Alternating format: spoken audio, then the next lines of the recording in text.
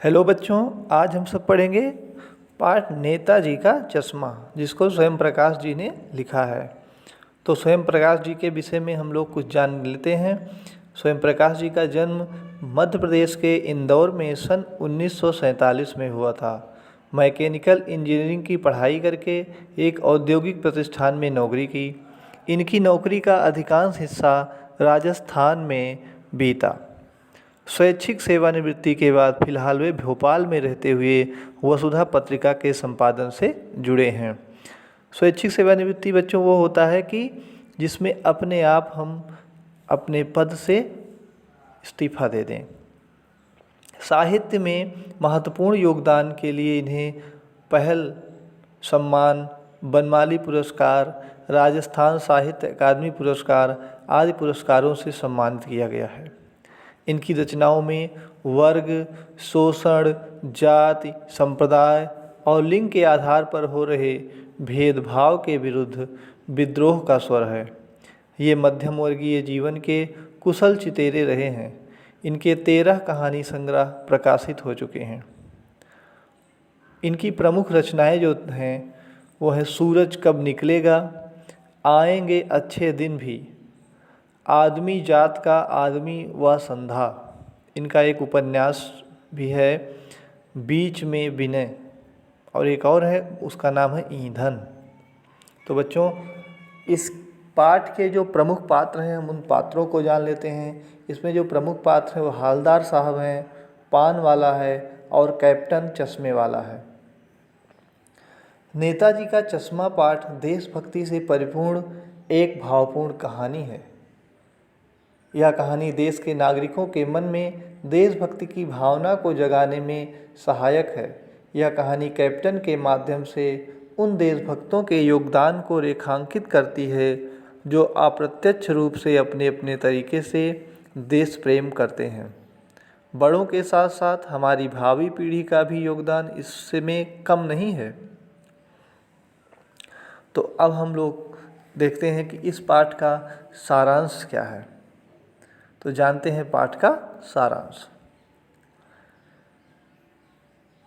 एक कस्बा था जो बहुत बड़ा नहीं था।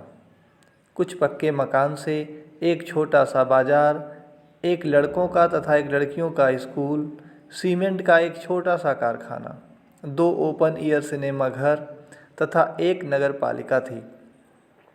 नगर पालिका के किसी उत्साही अधिकारी ने मुख्य बाजार के मुख्य चौराहे पर नेताजी सुभाष चंद्र बोस की प्रतिमा लगवा दी। प्रतिमा बच्चों होता है मूर्ति। यह कहानी उसी प्रतिमा के एक छोटे से हिस्से के बारे में है। लेखक के अनुसार देश के अच्छे मूर्तिकारों की जानकारी का अभाव होने के कारण या उपलब्ध बजट कम होने के कारण स्थानीय मूर्तिकार द्वारा जल्दीबाजी में मूर्ति बनवाकर लगवा दी। बच्चों, जिसमें नेताजी का जो सुभाष चंद्र बोस थे हमारे महान देशभक्त, उनके आँखों पर चश्मा नहीं लगा था, उसी की कहानी है। तो हम लोग इसको ध्यान से जानेंगे। तो जो हालदार साहब थे वो अपने काम के सिलसिले से हर 15वें दिन उस कस्बे से गुजरते थे। पहली बार कस्बे से गुजरते समय उन्होंने संगमरमर की नेताजी की मूर्ति देखी। वह मूर्ति अत्यंत सुंदर थी, परंतु उसकी आँखों पर संगमरमर का चश्मा नहीं था, बल्कि सामान्य काला चौड़े फ्रेम वाला चश्मा मूर्ति को पहना दिया गया था। कहने का मतलब किसी ने उसके ऊपर एक काला चश्मा बड़े मोटे फ्रेम वाला, चौड़े फ्रेम वाला लगा दिया था। हालदार को कस्बे के नागरिकों का यह प्रयास सराहनीय लगा कि लोगों के मन में देशभक्ति के प्रति आदर व सम्मान की भावना है। लोगों के अंदर देशभक्ति की भावना कूट कूट कर भरी हुई है, जिसके चलते नेताजी की मूर्ति कस्बे के बीचों बीच लगवाई गई। पान वाले से पूछने पर वह जवाब देता है कि मास्टर बनाना भूल गया। ये मास्टर कौन था? ये मास्टर उसी कस्बे का एक मास्टर था। अब हालदार साहब को समझ में आया कि मूर्ति के नीचे लिखा मूर्तिकार मास्टर मोतीलाल कस्बे का मास्टर ही है। जिसे नगर निगम के किसी अधिकारी महोदय ने महीने भर में मूर्ति बनाने को कहा होगा, परंतु पत्थर का पारदर्शी चश्मा बनाने में वह असफल रहा होगा, इसलिए वह चश्मा नहीं लगा पाया।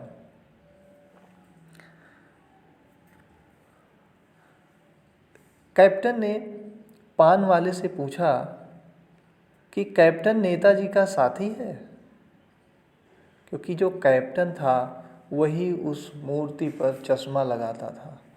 अब जब कैप्टन चश्मा लगाता था तो वह क्यों लगाता था? क्या वह उसका साथी है? कौन पूछ रहा है? इसको पूछने वाले हालदार साहब हैं। और किससे पूछ रहे हैं? तो आपका उत्तर होगा कि पान वाले से, या आज़ाद हिंद फौज का भूतपूर्व सिपाही।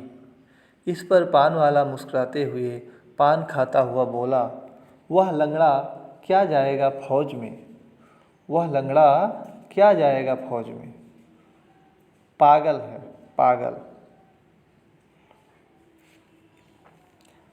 पान वाले द्वारा ऐसी टिप्पणी करना उचित नहीं था। कैप्टन शारीरिक रूप से अक्षम था, इस कारण फौज में नहीं जा सकता था, लेकिन उसके हृदय में जो अपार देशभक्ति की भावना थी वह किसी फौजी से कम नहीं थी। वास्तव में देश के प्रति त्याग तथा समर्पण की भावना रखने वाला व्यक्ति श्रद्धा का पात्र होता है, उपहास का नहीं। इसको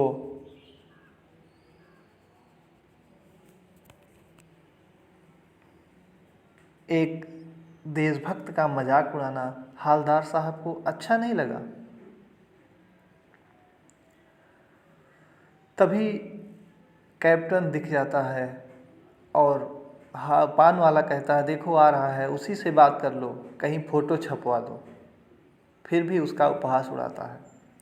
उन्होंने पीछे मुड़कर देखा तो अवाक रह गए, एकदम शांत। एक बूढ़ा मरियल सा लंगड़ा आदमी, सिर पर गांधी टोपी और आंखों पर काला चश्मा लगाए, एक हाथ में छोटा सा संदूक व दूसरे हाथ में बांस पर टंगे चश्मे के फ्रेम लिए हुए चला आ रहा था। वे पान वाले से पूछना चाहते थे कि इसे कैप्टन क्यों कहते हैं। क्या ये नेताजी का साथी था या आज़ाद हिंद फौज का भूतपूर्व सिपाही था? परंतु पान वाले ने बताने से मना कर दिया और हालदार साहब को जाने की जल्दी थी, इसलिए वे वहाँ से चले गए। क्योंकि अपने काम के सिलसिले से हर 15वें दिन वहाँ से हालदार साहब को गुजरना पड़ता था, तो हालदार साहब 2 साल तक लगातार वहाँ से गुजरते रहे और मूर्ति के बदलते चश्मे को देखते रहे।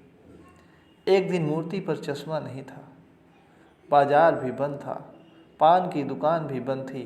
अगली बार भी मूर्ति पर चश्मा नहीं था। हालदार साहब ने पान खाया और पान वाले से नेताजी के चश्मे के बारे में पूछा तो उसने उदास भाव से कहा कि कैप्टन मर गया।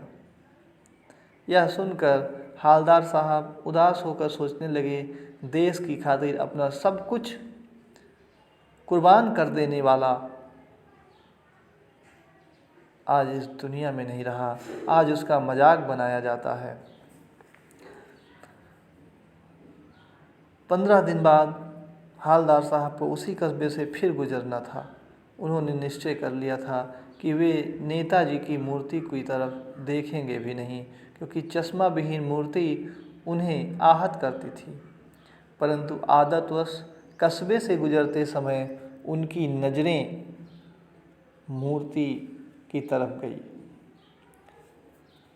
तो चीखते हुए से उन्होंने ड्राइवर को गाड़ी रोकने को कहा और लगभग कूदते हुए से वे जीप से उतरकर अटेंशन की मुद्रा में मूर्ति के सामने खड़े हो गए।